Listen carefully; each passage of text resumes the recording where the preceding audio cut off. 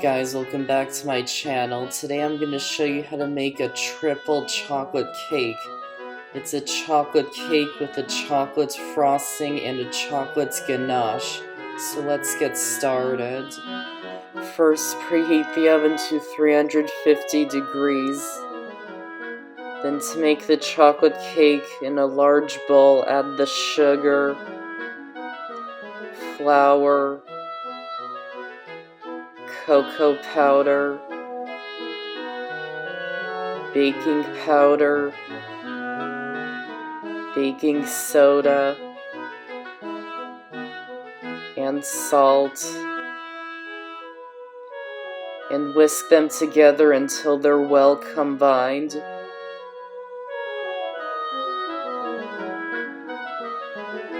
Then add in the eggs, milk, canola oil, and vanilla extract, and whisk them together until they're just combined. Try not to overmix the batter.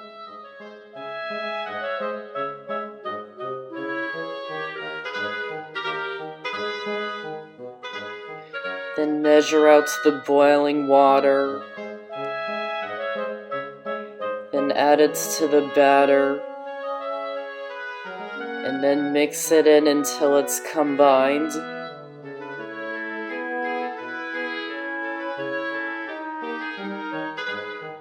Grease 2 8 or 9 inch round cake pans with non-stick cooking spray. Line each of them with a circle of parchment paper. Then grease the paper as well. Then divide the batter evenly into each pan. Then bake them in the oven for about 25 to 30 minutes or until a toothpick inserted into the center comes out clean. Then once they're done, remove them from the oven and let them cool in the pans. Then to make the chocolate frosting, through a sieve into a medium bowl, add the powdered sugar. You can sift some of it through if you're out of room. Then add in the cocoa powder. Then pass them both through the sieve into the bowl.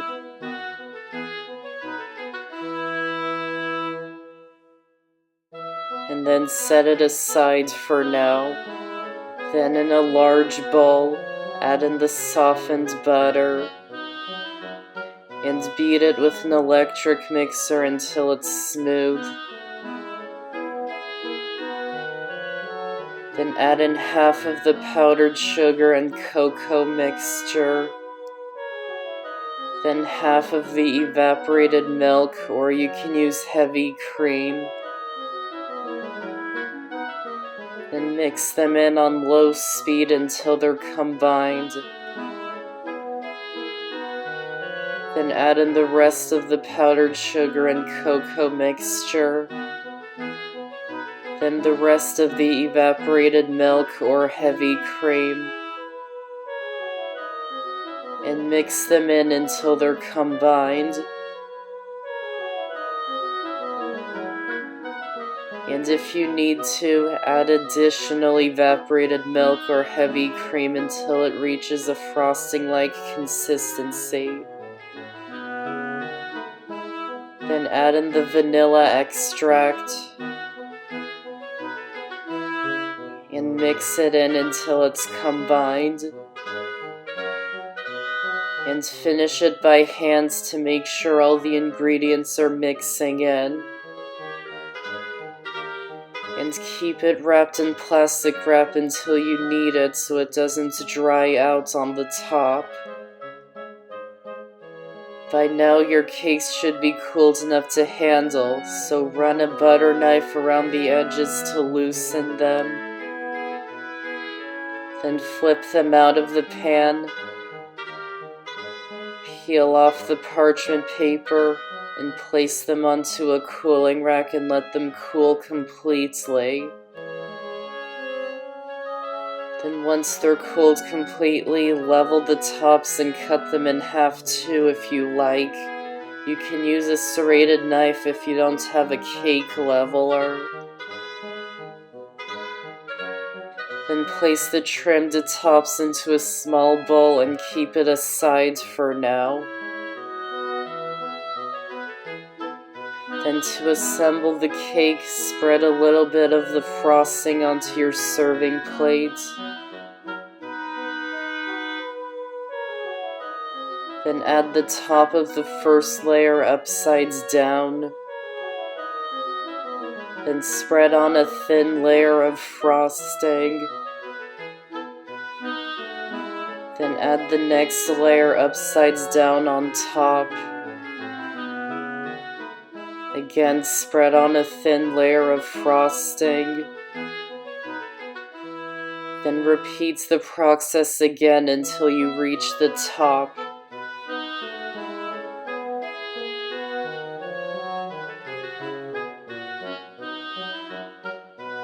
Then cover the entire cake in a thin layer of frosting.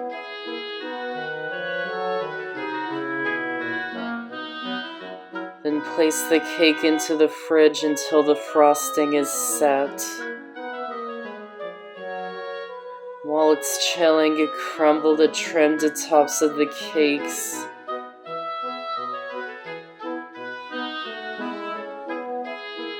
Then once the frosting is set, remove the cake from the fridge and cover it with more frosting, making sure you leave about a cup of frosting for decorating. And smooth it out as best as you can. Then add the cake crumbs all around the sides of the cake. Then to make the chocolate ganache, add the semi-sweet chocolate chips into a small bowl, and then pour over the hot heavy cream, or I'm using evaporated milk, and let it sit for 2 minutes so it melts the chocolate chips, and stir it until it's well combined and smooth. You can let the ganache sit if you don't want it so runny. Then pour only about half of it onto the top of the cake. Then spread it quickly and make sure it drips down the sides too. If it's really runny, it may drip too much down the sides.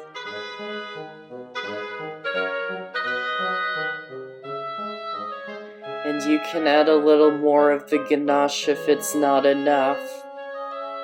Only add a little at a time because you don't want it to drip too much down the sides.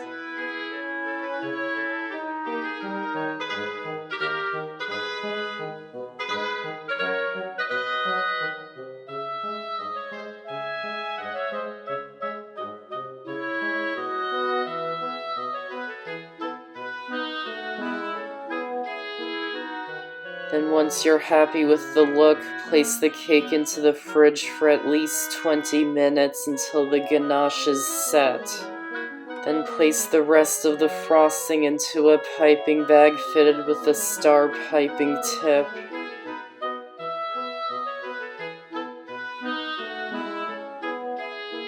Then once the ganache is set, remove the cake from the fridge and pipe swirls around the top of the cake.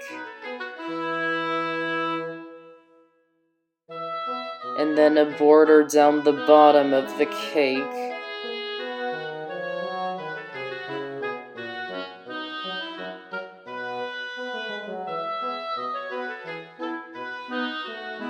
And you can drizzle any remaining ganache around the top of the cake. And that's how to make a triple chocolate cake. Be sure to check out my channel because I've got over 100 amazing recipes, and be sure to subscribe and click the notification bell so you don't miss out on any of my videos. I hope you enjoyed this recipe and this video. Thanks for watching, and I'll see you next time.